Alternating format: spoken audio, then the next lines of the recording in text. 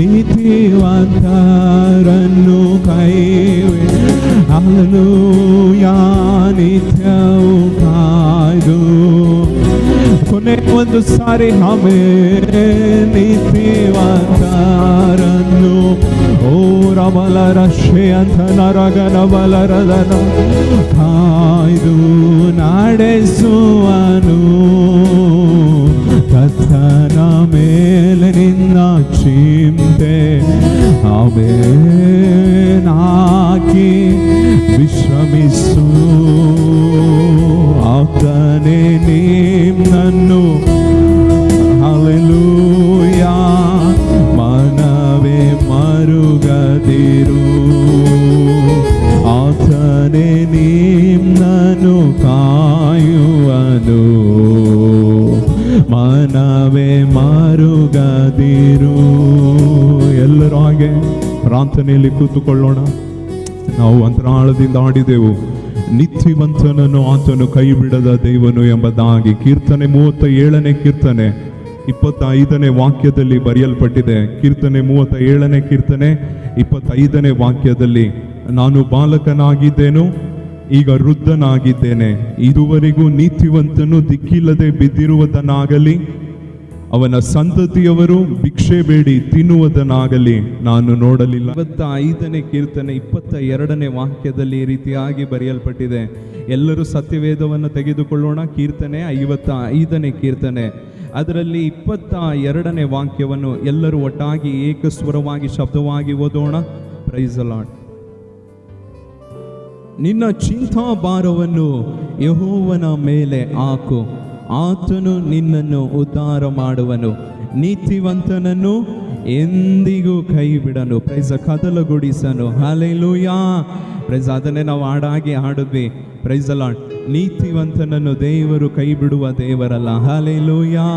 Price ಸತ್ಯವೇದದಿಂದ ಸ್ವಲ್ಪ ನೀತಿವಂತರನ್ನು ನೀವು ಒಂದು ನಿಮಿಷ ನನಗಾಗಿ ಹೇಳ್ತೀರಾ? ಸತ್ಯವೇದದಲ್ಲಿರುವ ನೀತಿವಂತರು. Praise the Lord. ಅಬ್ರಹಾಂ, ನೋಹ, ಯೋಸೆಫ್, ಯೋಬು, ದಾವೀದನು. Praise the Lord. Hallelujah. Praise the Lord. ಅನೇಕ ಹೆಸರುಗಳನ್ನು ನೀವು ಹೇಳಿದ್ರಿ. ಅದರಲ್ಲಿ ಒಂದು ಹೆಸರು ನನ್ನ ಕಿವಿಗೆ ಬಿತ್ತು, ಅನೋಕನು. Price the lord. ನೀವೆಲ್ಲರೂ ಹೇಳಿದ್ದು ಒಳ್ಳೆಯ ಹೆಸರುಗಳು. Price the lord. ಯೋಶುವ, ಅನೇಕ ಹೆಸರುಗಳನ್ನು ನೀವು ಹೇಳಿದ್ರಿ. ಒಬ್ರು ಹೇಳಿದ್ರು ಯೋಸೇಫ್ ಎಂಬುದಾಗಿ ಹೇಳಿದ್ರು. Praise the Lord. ಯೋಸೇಫನು ನೀತಿವಂತನು ಎಂಬುದಾಗಿ ಒಬ್ರು ಹೇಳಿದ್ದು ನನ್ನ ಕಿವಿಯಲ್ಲಿ ಬಿತ್ತು. Praise the Lord. ಹಾಗಂದ್ರೆ ಯೋಸೇಫನು ಸತ್ಯವೇದದಲ್ಲಿ ತಪ್ಪೇ ಮಾಡಿಲ್ವಾ? ಸತ್ಯವೇದದಲ್ಲಿ ಯೋಸೇಫನು ಮಾಡಿದ ಕೆಲ ತಪ್ಪುಗಳನ್ನು ನಿಮಗೆ ಈ ದಿವಸದಲ್ಲಿ ತಿಳಿಸಿಕೊಟ್ಟು ಕೊನೆಯದಾಗಿ ನೀತಿವಂತನನ್ನು ದೇವರು ಕೈ ಬಿಡುವ ದೇವರಲ್ಲ ಎಂಬ ಒಂದು ಕಾರ್ಯವನ್ನು ನಿಮಗೆ ತಿಳಿಸಿಕೊಡಲು ಇಷ್ಟಪಡುತ್ತೇನೆ. ಆದಿಕಾಂಡ ಪುಸ್ತಕ 47ನೇ ಅಧ್ಯಾಯ 22ನೇ ವಾಕ್ಯವನ್ನು ತೆಗೆದುಕೊಳ್ಳಿರಿ. ಆದಿಕಾಂಡ ಪುಸ್ತಕ 47ನೇ ಅಧ್ಯಾಯ 22ನೇ ವಾಕ್ಯದಲ್ಲಿ ಈ ರೀತಿ ಬರೆಯಲ್ಪಟ್ಟಿದೆ, ವೈದಿಕರ ಭೂಮಿಯನ್ನು ಮಾತ್ರ ಅವನು ಕೊಂಡುಕೊಳ್ಳಲಿಲ್ಲ ಎಂಬುದಾಗಿ ಬರೆಯಲ್ಪಟ್ಟಿದೆ. Praise the Lord. ಹಲ್ಲೆಲೂಯಾ. ಕೆಲ ಕನ್ನಡದಲ್ಲೇ ಕೆಲ ಟ್ರಾನ್ಸ್ಲೇಷನ್ ಅಲ್ಲಿ ಬರೆಯಲ್ಪಟ್ಟಿದೆ, ಪುರೋಹಿತರ ಭೂಮಿಯನ್ನು ಯೋಸೇಫನು ಕೊಂಡುಕೊಳ್ಳಲಿಲ್ಲ ಎಂಬುದಾಗಿ ಬರೆಯಲ್ಪಟ್ಟಿದೆ. ಇಂಗ್ಲಿಷ್ ಬೈಬಲ್ ಅಲ್ಲಿ ಈ ರೀತಿಯಾಗಿ ಬರೆಯಲ್ಪಟ್ಟಿದೆ, but he did not purchase the land of priests ಎಂಬುದಾಗಿ ಬರೆಯಲ್ಪಟ್ಟಿದೆ. ಹಾಗಂದ್ರೆ ಯಾರನ್ನು ಕುರಿತು ಬರೆಯಲ್ಪಟ್ಟಿದೆ ಇಲ್ಲಿ? ಐಗುಪ್ತ ದೇಶದ ಪುರೋಹಿತರನ್ನು ಕುರಿತು ಇಲ್ಲಿ ಬರೆಯಲ್ಪಟ್ಟಿದೆ. Praise the Lord. ಹಲ್ಲೆಲೂಯಾ. ಈ ಯೋಸೇಫನು ಎಲ್ಲಾರ ನೆಲವನ್ನು ಅವನು ಕೊಂಡುಕೊಂಡನು, ಆದರೆ ಅವನು ಯಾರ ನೆಲವನ್ನು ಕೊಂಡುಕೊಳ್ಳಲಿಲ್ಲ? ಐಗುಪ್ತ ದೇಶದ ಪುರೋಹಿತರು, ಪೂಜೆ ಮಾಡುವವರು, ಐಗುಪ್ತ ದೇಶದ ಪ್ರೀಸ್ಟ್, ಪೂಜೆ ಮಾಡುವವರ ನೆಲಗಳನ್ನು ಅವನು ಕೊಂಡುಕೊಳ್ಳಲಿಲ್ಲ ಎಂಬುದಾಗಿ ಬರೆಯಲ್ಪಟ್ಟಿದೆ. Praise the Lord. ಈ ಪುರೋಹಿತರು, ಈ ವೈದಿಕರು ಎಂಬುದಾಗಿ, ಪ್ರೀಸ್ಟ್ ಎಂಬುದಾಗಿ ವಾಕ್ಯದಲ್ಲಿ 47 ಆದಿಕಾಂಡ 47ನೇ ಅಧ್ಯಾಯ 22ನೇ ವಾಕ್ಯದಲ್ಲಿ ಬರೆಯಲ್ಪಟ್ಟಿರುವ ಈ ಪುರೋಹಿತರು ಯಾರು ಗೊತ್ತಾ? ಈ ಪುರೋಹಿತರ ಕುರಿತು ಇನ್ನೊಂದು ವಾಕ್ಯದಲ್ಲಿ ಬರೆಯಲ್ಪಟ್ಟಿದೆ. ವಿಮೋಚನಾ ಕಾಂಡ ಪುಸ್ತಕ 7ನೇ ಅಧ್ಯಾಯ 11ನೇ ವಾಕ್ಯದಲ್ಲಿ ಬರೆಯಲ್ಪಟ್ಟಿದೆ, ಐಗುಪ್ತ ದೇಶದ ವಿದ್ವಾಂಸರು, ಮಂತ್ರಗಾರರು ಅಂತ ಇದೆಲ್ಲ ಆ ವಾಕ್ಯದಲ್ಲಿ ನೀವು ನೋಡ್ರಿ. ಐಗುಪ್ತ ದೇಶದ ಮಂತ್ರಗಾರರು ಮತ್ತು ವಿದ್ವಾಂಸರು ವಿಮೋಚನ ಕಾಂಡ ಪುಸ್ತಕ 7ನೇ ಅಧ್ಯಾಯ 11ನೇ ವಾಕ್ಯದಲ್ಲಿ ಬರೆಯಲ್ಪಟ್ಟಿದೆ, ಐಗುಪ್ತ ದೇಶದ ವಿದ್ವಾಂಸರು ಮತ್ತು ಮಂತ್ರಗಾರರು ಎಂಬುದಾಗಿ. Praise the Lord, hallelujah. ಈ ಇವರ ನೆಲವನ್ನು ಆದಿಕಾಂಡ ಪುಸ್ತಕ 47ನೇ ಅಧ್ಯಾಯದಲ್ಲಿ ಪ್ರೈಸ್ ದಿ ಲಾರ್ಡ್ ಈ ಯೋಸೇಫನ್ನು ಕೊಂಡುಕೊಳ್ಳುವುದಕ್ಕೆ ದೇವರು ಅಧಿಕಾರವನ್ನ ಕೊಟ್ಟರು, ದೇವರು ಇವನಿಗೆ ಬಲವನ್ನ ಕೊಟ್ಟರು. ಆದರೆ ಈ ಯೋಸೇಫನು ಅದನ್ನು ಕೊಂಡುಕೊಳ್ಳಲಿಲ್ಲ. ದೇವರು ನಮಗೆ ಬಲವನ್ನು ಕೊಡುವಾಗ ನಾವು ನಮಗೆ ವಿರುದ್ಧವಾಗಿರುವ ಶತ್ರುವನ್ನು ಪ್ರೈಸ್ ದಿ ಲಾರ್ಡ್ ಇಲ್ಲದ ಹಾಗೆ ಸ್ತುತಿಯಲ್ಲಿ ಜಯಿಸಬೇಕು. ದೇವರು ಈ ಯೋಸೇಫನಿಗೆ ವಾಕ್ಯದಲ್ಲಿ ಬರೆಯಲ್ಪಟ್ಟಿದೆ, ಆದಿಕಾಂಡ 47ನೇ ಅಧ್ಯಾಯ 22ನೇ ವಾಕ್ಯದಲ್ಲಿ ಅವನು ಕೊಂಡುಕೊಳ್ಳಲಿಲ್ಲ ಎಂಬುದಾಗಿ. 26ನೇ ವಾಕ್ಯದಲ್ಲಿ ಬರೆಯಲ್ಪಟ್ಟಿದೆ ಪ್ರೈಸ್ ದಿ ಲಾರ್ಡ್ ವೈದಿಕರ ಭೂಮಿಯು ಮಾತ್ರ ಫರೋಹನಿಗೆ ಸ್ವಾಧೀನವಾಗಲಿಲ್ಲ ಎಂಬುದಾಗಿ ಬರೆಯಲ್ಪಟ್ಟಿದೆ. Praise the Lord, hallelujah. ಯಾರನ್ನು ಇವನು ಸಂಹರಿಸಬೇಕು, ಯಾರನ್ನು ಇವನು ಪ್ರೈಸ್ ಇಲ್ಲದ ಹಾಗೆ ಮಾಡಿರಬೇಕು, ಯಾರ ಭೂಮಿಯನ್ನು ಇವನು ಕೊಂಡುಕೊಂಡಿರಬೇಕು ಅವರ ಭೂಮಿಯನ್ನು ಇವನು ಕೊಂಡುಕೊಳ್ಳುವುದಕ್ಕೆ ಮರೆತು ಬಿಟ್ಟನು. ಎಲ್ಲರ ಭೂಮಿಯನ್ನು ಇವನು ಕೊಂಡುಕೊಂಡನು, ಎಲ್ಲರನ್ನು ಇವನ ಅಧೀನದಲ್ಲಿ ಇಟ್ಟನು.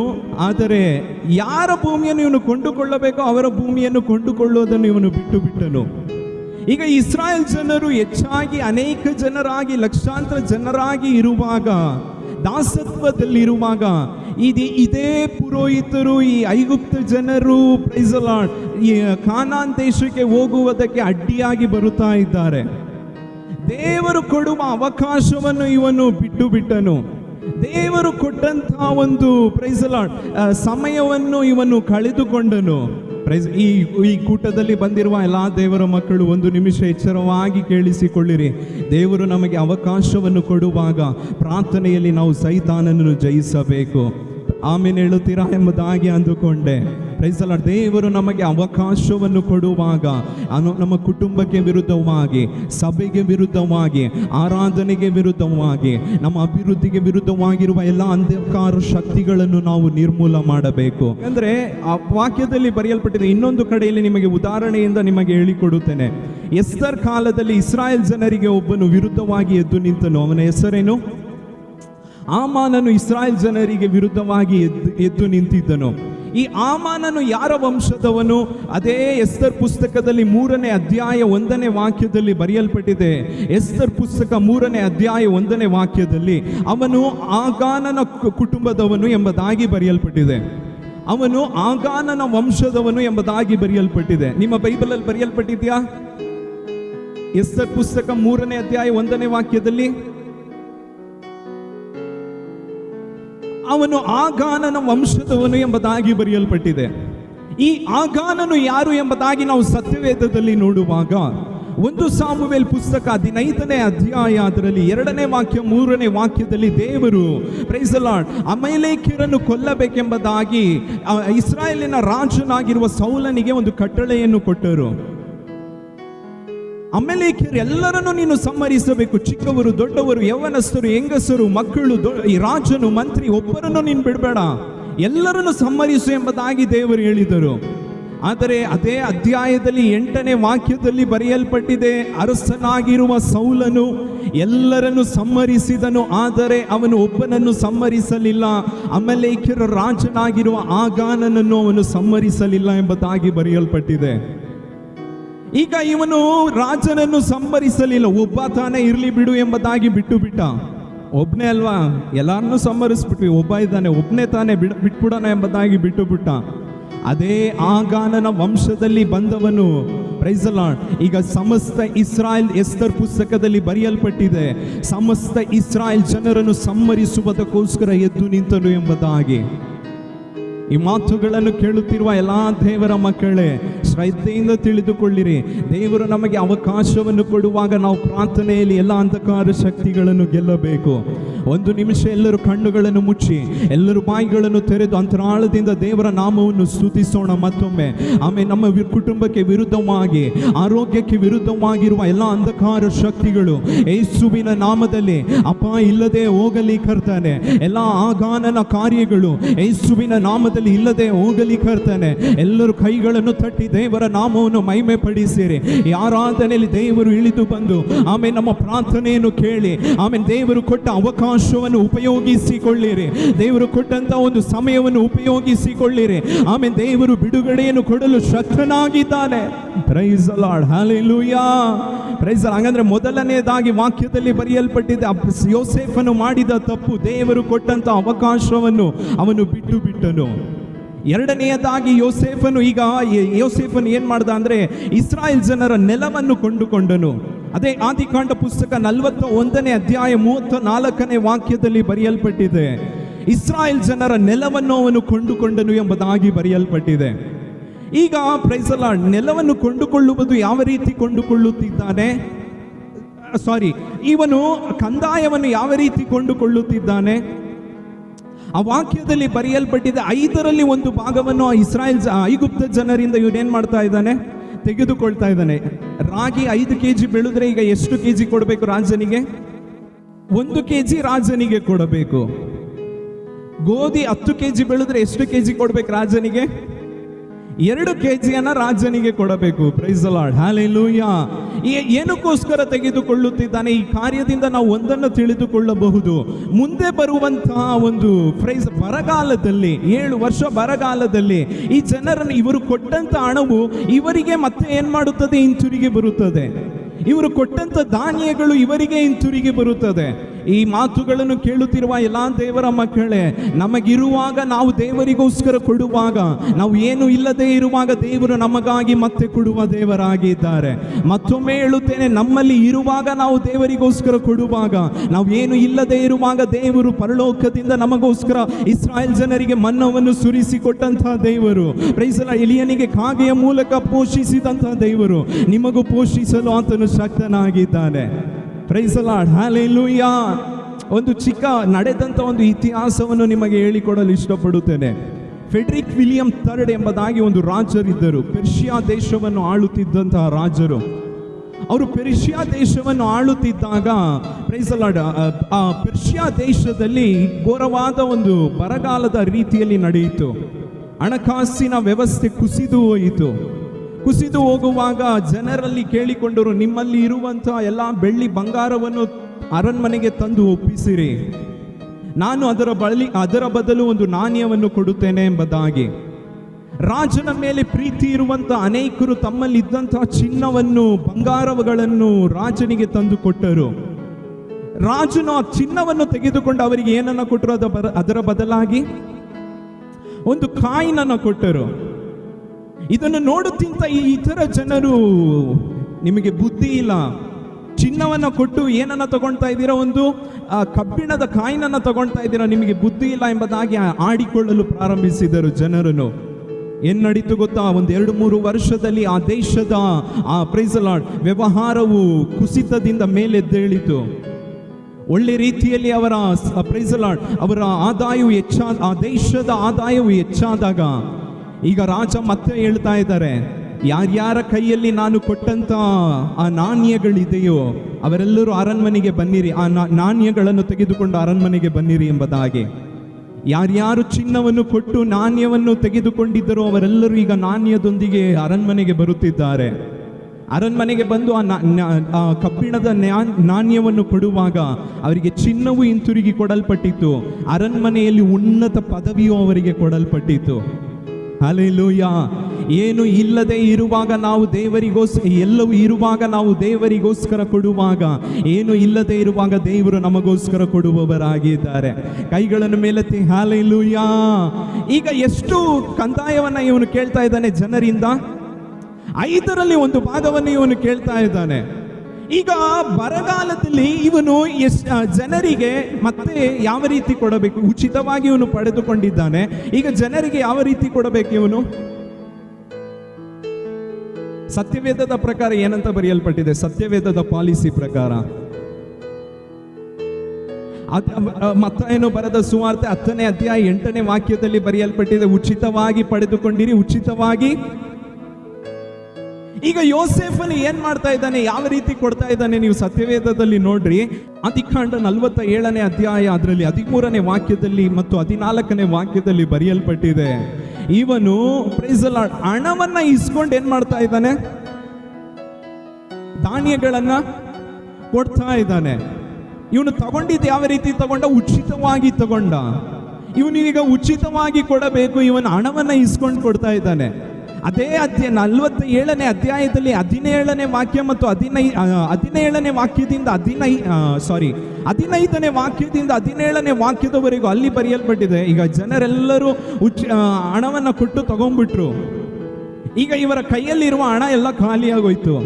ಈಗ ನೆಕ್ಸ್ಟ್ ಏನ್ ಮಾಡ್ತಾ ಇದ್ದಾನೆ? 15ನೇ ವಾಕ್ಯದಿಂದ 17ನೇ ವಾಕ್ಯದವರೆಗೂ ಸತ್ಯವೇದದಲ್ಲಿ ಬರೆಯಲ್ಪಟ್ಟಿದೆ. ಈಗ ಹಣವನ್ನು ತಗೊಂಡು ಕೊಡ್ತಾ ಇಲ್ಲ, ಅವರ ಕೈಯಲ್ಲಿರುವ ಕುರಿಗಳನ್ನ, ದನಗಳನ್ನ, ಪ್ರಾಣಿಗಳನ್ನ ತಗೊಂಡು ಕೊಡ್ತಾ ಇದ್ದಾನೆ. ಸತ್ಯವೇದದಲ್ಲಿ ನೀವು ಓದ್ ನೋಡ್ರಿ, ಕುರಿ, ದನ, ಕುದುರೆ, ಆಮೇಲೆ ಅವರ ಕೈಯಲ್ಲಿರುವಂತ ಪ್ರಾಣಿಗಳು, ಕತ್ತೆ ಆಗಿರಲಿ, ಪ್ರಾಣಿಗಳನ್ನ ತೆಗೆದುಕೊಂಡು ಅವರಿಗೆ ಧಾನ್ಯಗಳನ್ನ ಈಗ ಕೊಡ್ತಾ ಇದ್ದಾನೆ.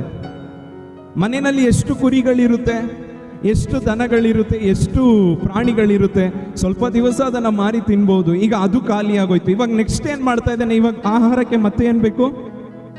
ಬೇಕೇ ಬೇಕು. ಈಗ ನೆಕ್ಸ್ಟ್ ಏನ್ ಮಾಡ್ತಾ ಇದ್ದಾನೆ? ವಾಕ್ಯದಲ್ಲಿ ಬರೆಯಲ್ಪಟ್ಟಿದೆ, ಅದೇ 47ನೇ ಅಧ್ಯಾಯದಲ್ಲಿ 18ನೇ ವಾಕ್ಯದಲ್ಲಿ ಜನರು ಹೇಳ್ತಾ ಇದ್ದಾರೆ, ನಮ್ಮ ಹತ್ರ ಹಣವೂ ಇಲ್ಲ, ನಮ್ಮ ಹತ್ರ ಕುರಿ ದನವೂ ಇಲ್ಲ ಎಂಬುದಾಗಿ ಹೇಳುವಾಗ 19ನೇ ವಾಕ್ಯದಲ್ಲಿ ಅವನು ಒಂದು ಆರ್ಡರ್ ಅನ್ನ ಕೊಡ್ತಾನೆ.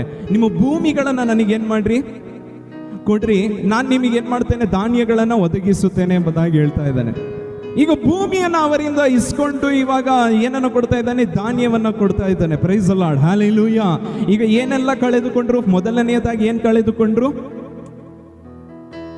ಹಣವನ್ನ ಕಳೆದುಕೊಂಡ್ರು. ಎರಡನೆಯದಾಗಿ ತಮ್ಮಲ್ಲಿರುವಂತ ಪ್ರಾಣಿಗಳನ್ನ ಕಳೆದುಕೊಂಡ್ರು. ಕುರಿ, ದನ, ಎತ್ತು, ಅದಾದ್ಮೇಲೆ ಕುದುರೆಗಳು, ಕತ್ತೆ, ಏನಾಗಿರ್ಬೋದು, ಪ್ರಾಣಿಗಳನ್ನ ಕಳೆದುಕೊಂಡ್ರು. ಮೂರನೆಯದಾಗಿ ಈಗ ಏನನ್ನ ಕಳೆದುಕೊಳ್ಳುತ್ತಾ ಇದ್ದಾರೆ? ತಮ್ಮ ಭೂಮಿಗಳನ್ನ ಕಳೆದುಕೊಳ್ಳುತ್ತಾ ಇದ್ದಾರೆ. Praise the Lord, hallelujah. ಆದಿಕಾಂಡ 47ನೇ ಅಧ್ಯಾಯ 23ನೇ ವಾಕ್ಯವನ್ನು ಓದೋಣ. ನಾನು ಇವತ್ತು ನಿಮ್ಮನ್ನು, ನಿಮ್ಮ ಭೂಮಿಯನ್ನು ಫರೋಹನಿಗೋಸ್ಕರ ಕೊಂಡುಕೊಂಡಿದ್ದೇನೆ. ಆ ವಾಕ್ಯದಲ್ಲಿ ಕರೆಕ್ಟಾಗಿ ಓದ್ ನೋಡ್ರಿ. ನಾನು ಇವತ್ತು ನಿಮ್ಮನ್ನು, ನಿಮ್ಮ ಭೂಮಿಯನ್ನು. ಹಾಗಾದ್ರೆ 4ನೇಯದಾಗಿ ಒಂದನ್ನು ಕೊಂಡುಕೊಂಡ. ಫಸ್ಟ್ ಹಣವನ್ನು ಕೊಟ್ಟು ತಗೊಂಡ್ರು, ಹಣ ಖಾಲಿ ಆಯಿತು. ತಮ್ಮಲ್ಲಿರುವ ಪ್ರಾಣಿಯನ್ನು ಕೊಟ್ಟು ತಗೊಂಡ್ರು, ಪ್ರಾಣಿ ಇಲ್ಲದೆ ಹೋಯಿತು. ಭೂಮಿಯನ್ನು ಕೊಟ್ಟು ತಗೊಂಡ್ರು, ಭೂಮಿನೂ ಈಗ ಇಲ್ಲ. ಇವಾಗ ಕೊಂಡುಕೊಳ್ಳುವುದಕ್ಕೆ ಏನ್ ಬೇಕು? ಏನು ಇಲ್ಲ, ಹಣ ಇಲ್ಲ, ಪ್ರಾಣಿ ಇಲ್ಲ, ಭೂಮಿ ಇಲ್ಲ. ಈಗ ನಮ್ಮನ್ನೇ ನಾವು ನಿಮಗೆ ಕೊಡುತ್ತೇವೆ ಎಂಬುದಾಗಿ ಅವರನ್ನೇ ಅವರು ಕೊಟ್ಟು, ದಾಸರನ್ನಾಗಿ ಕೊಟ್ಟು ಈಗ ತಗೊಳ್ತಾ ಇದ್ದಾರೆ. Praise the Lord, hallelujah. ಮೊದಲನೆಯದಾಗಿ ಆಹಾರಕ್ಕೋಸ್ಕರ ಎಲ್ಲವನ್ನ ಕಳೆದುಕೊಂಡ್ರು. ನೆಕ್ಸ್ಟ್ ಇಯರ್ ಏನ್ ಮಾಡ್ತಾ ಇದ್ದಾನೆ ನೋಡ್ರಿ? ಎಲ್ಲವನ್ನ ಕೊಟ್ಬಿಟ್ರು. 47ನೇ ಅಧ್ಯಾಯ 25ನೇ ವಾಕ್ಯದಲ್ಲಿ ಬರೆಯಲ್ಪಟ್ಟಿದೆ, ನಮ್ಮ ಪ್ರಾಣಗಳನ್ನು ಉಳಿಸಿದ್ದಿ, ನಾವು ಸ್ವಾಮಿಯ ದಯೆ ನಮ್ಮ ಮೇಲಿರುವ ಫರೋಹನಿಗೆ ಗುಲಾಮರಾಗಿದ್ದೇವೆ ಎಂಬುದಾಗಿ ಹೇಳ್ತಾ ಇದ್ದಾರೆ. ಈ ಮಾತನ್ನು ಯಾರು ಹೇಳ್ತಾ ಇದ್ದಾರೆ? ಯಾರು ಹೇಳ್ತಾ ಇದ್ದಾರೆ? ಐಗುಪ್ತ ದೇಶದವರು ಹೇಳ್ತಾ ಇದ್ದಾರೆ. ಏನಂತ ಹೇಳ್ತಾ ಇದ್ದಾರೆ? ನಾವು ಫರೋಹನಿಗೂ ನಮ್ಮ ಸ್ವಾಮಿಗೂ ನಾವು ಯಾರಾಗಿದ್ದೇವೆ? ಒಂದನ್ನ ತಿಳಿದುಕೊಳ್ಳಿರಿ, ಸೈತಾನನು ನಮ್ಮನ್ನು ವಂಚಿಸುವುದು ನಮಗೆ ಗೊತ್ತಾಗುವುದಿಲ್ಲ. ಸೈತಾನನು ನಮ್ಮನ್ನು ಗುಲಾಮರನ್ನಾಗಿ ಮಾಡುವುದು ನಮಗೆ ಗೊತ್ತಾಗುವುದಿಲ್ಲ. ಆ ರೀತಿಯಾಗಿ ಗುಲಾಮರನ್ನಾಗಿ ಮಾಡುತ್ತಾನೆ. ಒಂದು ಕಾಲದಲ್ಲಿ ಅವನು ದಾಸನಾಗಿ ಬಂದನು. ಈಗ ಅದೇ ದೇಶದಲ್ಲಿ ಪ್ರೈಸ್ ದಿ ಲಾರ್ಡ್, ಎಲ್ಲರೂ ನೋಡಿ, ಇವನನ್ನು ನೋಡಿ ಹೇಳ್ತಾ ಇದ್ದಾರೆ, ನಾವು ನಿಮಗೆ ದಾಸರಾಗಿದ್ದೇವೆ. ಎಲ್ಲವೂ ಸೋತು ಹೋಗುವಾಗ ದರ್ಶನವು ಗೆದ್ದು ನಿಲ್ಲುತ್ತದೆ. ಕೈಗಳನ್ನು ಮೇಲೆತ್ತಿ ಹಲ್ಲೆಲೂಯಾ. ಈಗ ಮೊದಲು ಓದಿದ ಕೀರ್ತನೆಯನ್ನು ಓದೋಣ. 37ನೇ ಕೀರ್ತನೆ 25ನೇ ವಾಕ್ಯವನ್ನು ಓದ್ರಿ. ನಾನು ಬಾಲಕನಾಗಿದ್ದೇನು, ಈಗ ವೃದ್ಧನಾಗಿದ್ದೇನೆ, ಈವರೆಗೂ ನೀತಿವಂತನು ದಿಕ್ಕಿಲ್ಲದೆ ಬಿದ್ದಿರುವುದನ್ನು, ಅವನ ಸಂತತಿಯವರು ಭಿಕ್ಷೆ ಬೇಡಿ ತಿನ್ನುವುದನ್ನು ನಾನು ನೋಡಲಿಲ್ಲ. ಅದೇ ಕೀರ್ತನೆ 55ನೇ ಕೀರ್ತನೆ 22ನೇ ವಾಕ್ಯದಲ್ಲಿ ಬರೆಯಲ್ಪಟ್ಟಿದೆ. 55ನೇ ಕೀರ್ತನೆ 22ನೇ ವಾಕ್ಯವನ್ನು ತೆಗೆದುಕೊಳ್ಳ್ರಿ. ನಿನ್ನ ಚಿಂತಾಭಾರವನ್ನು ಯೆಹೋವನ ಮೇಲೆ ಹಾಕಿಬಿಡು, ಆತನು ನಿನ್ನನ್ನು ಉದ್ಧಾರ ಮಾಡುವನು. ನೀತಿವಂತನನ್ನು ಎಂದಿಗೂ ಅವನು ಕೈ ಬಿಡುವ ದೇವರಲ್ಲ. ಒಂದು ಕಾಲದಲ್ಲಿ ಯೋಸೇಫನು ಎಲ್ಲವನ್ನು ಕಳೆದುಕೊಂಡವನಾಗಿ ಐಗುಪ್ತ ದೇಶಕ್ಕೆ ದಾಸನಾಗಿ ಬಂದನು. ಆಮೇಲೆ ಎಲ್ಲಾ ಜನರು ರಾಜರಂತೆ ಇದ್ದವರು ಅವನನ್ನು ನೋಡಿ ಹೇಳ್ತಾ ಇದ್ದಾರೆ, ನಾನು ನಿಮಗೆ ದಾಸರಾಗಿದ್ದೇವೆ ಎಂಬುದಾಗಿ. ಹಣವು ಸೋತು ಹೋಯಿತು, ಅವರ ಕುರಿ ಪ್ರಾಣಿಗಳು ಸೋತು ಹೋಯಿತು, ಅವರ ಭೂಮಿಯು ಇಲ್ಲದೆ ಹೋಯಿತು. ಆದರೆ ದರ್ಶನವಿದ್ದವನು ಎಂದಿಗೂ ಬೀಳದ ಹಾಗೆ ದೇವರು ನೋಡಿಕೊಂಡರು. ಯಾರಾದ ಈ ಕೂಟದಲ್ಲಿ ಬಂದಿರುವ ಪ್ರತಿಯೊಬ್ಬರನ್ನು ನೋಡಿ ಹೇಳುತ್ತೇನೆ, ವರ್ಷದಲ್ಲಿ 3ನೇ ತಿಂಗಳಿನ ಕೊನೆ ಭಾನುವಾರದಲ್ಲಿ ಬಂದಿರುವ ಪ್ರತಿಯೊಬ್ಬರನ್ನು ನೋಡಿ ಹೇಳುತ್ತೇನೆ, ನೀತಿವಂತನನ್ನು ಆತನು ಎಂದಿಗೂ ಕೈ ಬಿಡುವ ದೇವರಲ್ಲ. ನೀತಿ ಯಾವ ರೀತಿ ಇದ್ದರು, ಪ್ರೈಸಲ್ಲಿ ಯಾವ ರೀತಿ ಇಲ್ಲದೆ ಹೋದರು ಇರುವವರಾಗಿದ್ದರು, ಪ್ರೈಸಲ್ಲ ನೀತಿವಂತನನ್ನು ಆತನು ಕೈ ಬಿಡುವ ದೇವರಲ್ಲ. ದರ್ಶನವಿರುವ ಕುಟುಂಬವನ್ನು ಆತನು ಕೈ ಬಿಡುವ ದೇವರಲ್ಲ. ಆತನನ್ನು ಆರಾಧಿಸುವವರನ್ನು ಆತನು ಕೈ ಬಿಡುವ ದೇವರಲ್ಲ. ಆತನನ್ನು ಆಶ್ರಯಿಸಿ ಬಂದವರನ್ನು ಆತನು ಕೈ ಬಿಡುವ ದೇವರಲ್ಲ. ಒಂದು ನಿಮಿಷ ದೇವರ ಸನ್ನಿಧಾನದಲ್ಲಿ ಎಲ್ಲರೂ ಕೈಗಳನ್ನು ತಟ್ಟಿ ದೇವರ ನಾಮವನ್ನು ಮಹಿಮೆ ಪಡಿಸಿರಿ.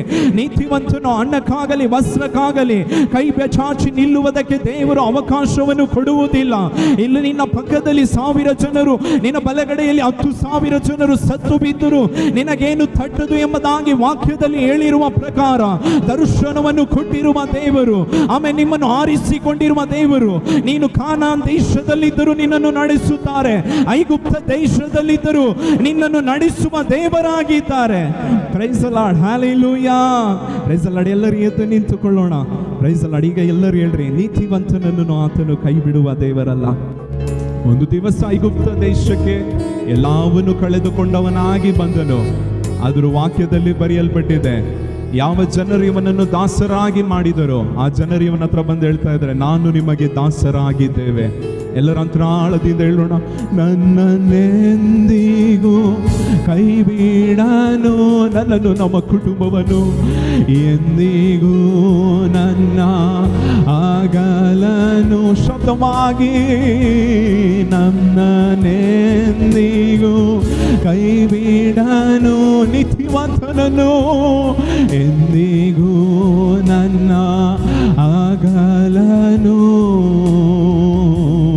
ಸಂತೈಸೋ ತಾಯಿ, ಹಲ್ಲೆಲೂಯಾ. ನನಿಸು ಓರಬಲರಶ್ಯತನು ಸಂತೈಸುವ ತಾಯಿಯ. ನಮ್ಮನ್ನು ಕೈ ಬಿಡದ ಕರ್ತನು, ನೀತಿವಂತನನ್ನು ಕೈ ಬಿಡದ ಕರ್ತನು. ನಿಮ್ಮ ಚಿಂತಾಭಾರವನ್ನು ಆತನ ಮೇಲೆ ಹಾಕಿರಿ. Hallelujah, hallelujah, hallelujah, hallelujah, hallelujah, hallelujah, hallelujah. ಮತ್ತೊಮ್ಮೆ ಶಬ್ದವಾಗಿ, ಹಲ್ಲೆಲೂಯಾ, ಹಲ್ಲೆಲೂಯಾ, ಹಲ್ಲೆಲೂಯಾ. ಏಕ ಮನಸ್ಸಾಗಿ ಹೇಳೋಣ, ಓ ನೀತಿವಂತನನ್ನು ಕೈ ಬಿಡನು, ನಿತ್ಯವೂ ಕಾದು ನಡೆಸುವನು. ನೀತಿವಂತನನ್ನು, ಓ ಹಲ್ಲೆಲೂಯಾ, ನಿತ್ಯವೂ ಕಾಯ್ದು ನಡೆಸುವನು. ಮತ್ತೊಮ್ಮೆ ಹೇಳೋಣ, ಹಬೆ ನೀತಿವಂತನನ್ನು.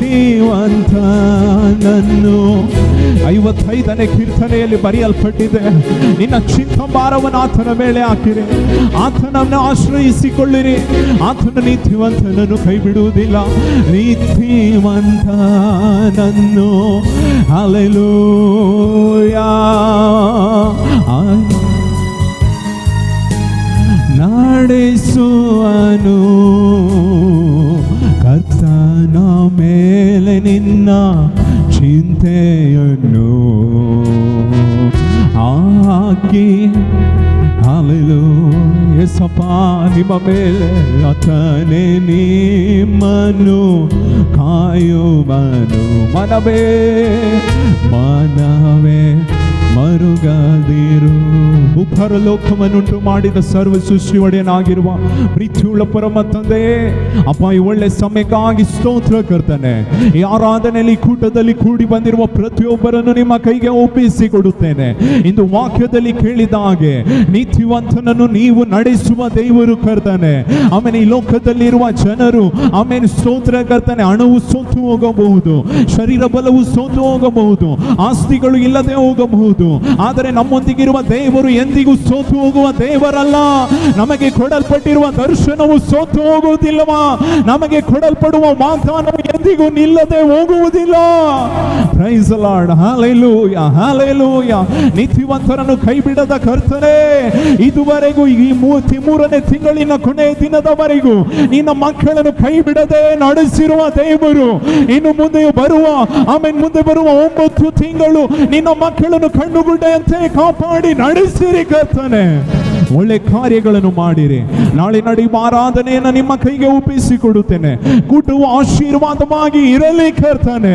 ಆರಾಧನೆಯು ನಮಗೆ ಆಶೀರ್ವಾದವಾಗಿ ಇರಲಿ ಕರ್ತನೆ. ದೂರದಿಂದ ಬರುವ ಸಮೀಪದಿಂದ ಬರುವ ಎಲ್ಲಾ ದೇವರ ಮಕ್ಕಳನ್ನು ಆಶೀರ್ವದಿಸಿರಿ. ವಾಕ್ಯದ ಮುಖಾಂತರ ಪ್ರತಿಯೊಬ್ಬರೊಂದಿಗೆ ಮಾತಾಡಿರಿ. ಬಲಹೀನತೆಗಳು ಯೇಸುವಿನ ನಾಮದಲ್ಲಿ ಎಲ್ಲವೂ ಆರಾಧನೆಯಲ್ಲಿ ಇಲ್ಲದೆ ಹೋಗಲಿ ಕರ್ತನೆ. ಒಳ್ಳೆ ಕಾರ್ಯಗಳನ್ನು ಮಾಡಿರಿ. ನನ್ನನ್ನು ತಗ್ಗಿಸುತ್ತೇನೆ.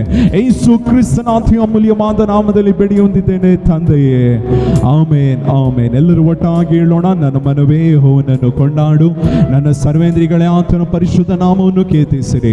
ನನ್ನ ಮನವೇ ಯೆಹೋವನನ್ನು ಕೊಂಡಾಡು, ಆತನು ಮಾಡಿದ ಉಪಕಾರಗಳಲ್ಲಿ ಒಂದನ್ನು ಮರೆಯಬೇಡ. ಆಮೇನ್, ಆಮೇನ್.